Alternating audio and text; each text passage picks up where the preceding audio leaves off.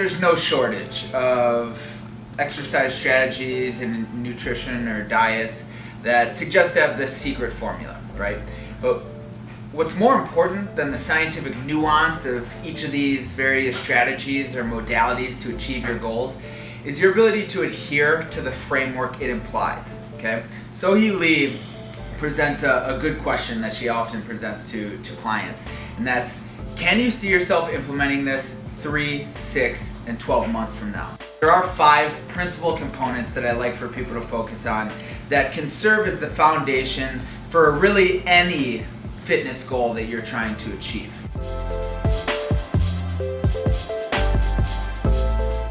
The first thing I want you to focus on is either HIIT or resistance training. Okay? We know now through countless studies that you simply don't need these long, hour-long workouts to provide a sufficient stimulus to the muscle to change. What we're seeing in these studies is with 5 to 10 minutes of high-intensity exercise, you're getting the same physiologic adaptations that you could get from an hour of low-intensity exercise. Now, what does this look like exactly? What we're seeing is increase in mitochondrial biogenesis, so the increase in the energy-producing organelles in the muscle that allow you to create muscle contraction, and improved cognitive performance through the creation of new neural pathways. I can literally rewire my mind and body with 5 to 10 minutes of intense exercise. I'm all in. I put a link below where you get 3 options of incorporating these things starting today. The second thing I want you guys to focus on is protein, protein, and protein.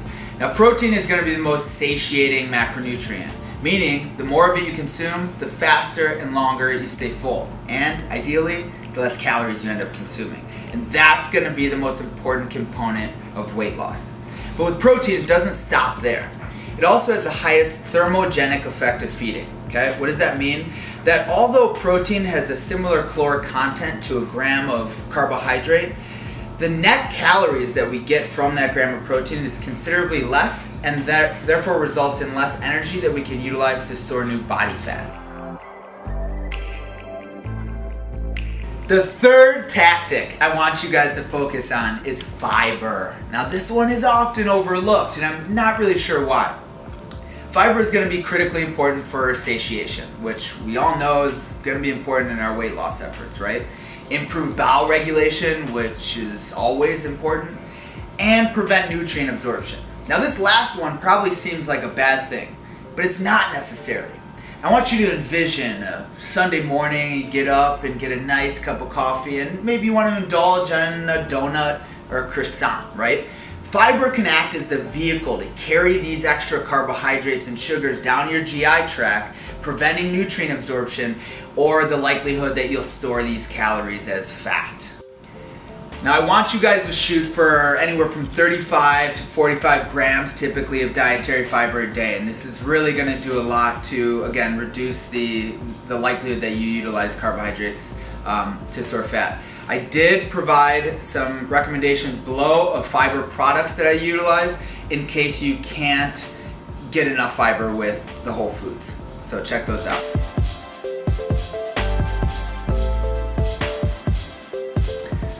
The fourth tactic I want you guys to focus on and open your mind to is to schedule treat days, okay? Or treat meals, depending on what your goals are.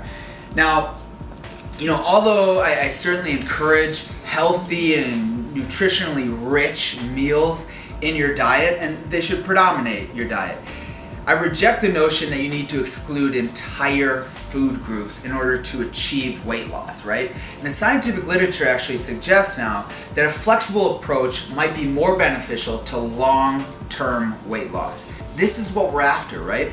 Losing weight in and of itself is not that difficult, but keeping it off can be quite challenging, okay?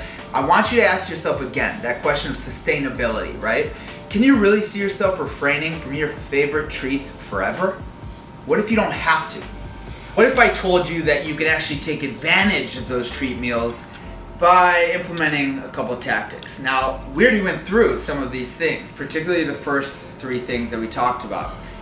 Resistance training the day of, protein, protein, protein, and fiber In addition to reducing your calorie intake in the days leading up to when your scheduled treat day is, you can actually leverage these nutrients to replenish muscle. Now, how often you incorporate these treat days is certainly going to depend on what your weight loss goals are. If you have more conservative goals, anywhere from maybe 2 or 3 days a week even, you start to incorporate some of these treat meals, if you will. If you have more aggressive weight loss goals, then we want to extend that out a little bit. Personally, I like to fall around the 1 or 2 days a week type thing. Now, what I want you guys to do is, regardless of how many times you're incorporating these days, make sure they fall on heavy weight training days, okay? High volume weight training days. It's going to do even more to mitigate some of the potential, consequences of indulging. The fifth and final tactic that is so vitally important is master sleep, okay? Now, we all know this, especially after the mind-numbing, groggy effects of a night of tossing and turning, but our habits hardly reflect that lesson that we seemingly get on a weekly basis. But there are some things you can start incorporating today in order to improve sleep quality in the evening and wake up with a little extra pep in your step, if you will. So the night of, you want to leverage things like melatonin, okay? Melatonin is a natural hormone that our body produces, but as we age, we produce less of it, so supplementation becomes increasingly important, okay? It's going to manage sleep quality, circadian rhythm, etc. It's a good supplement to incorporating your daily regimen.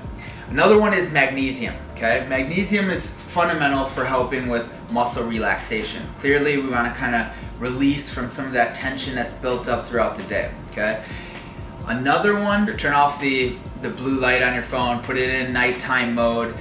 We want to do anything we can to prevent the neural stimulation that your phone just inherently provides by you looking into it. And that's also something we can take advantage of in the morning. We'll get into that. The last thing is, if those things fail, carbohydrate meals in the evening. For the same reasons that I would suggest why maybe they don't make a lot of sense for breakfast, you would leverage it for those qualities in the evening.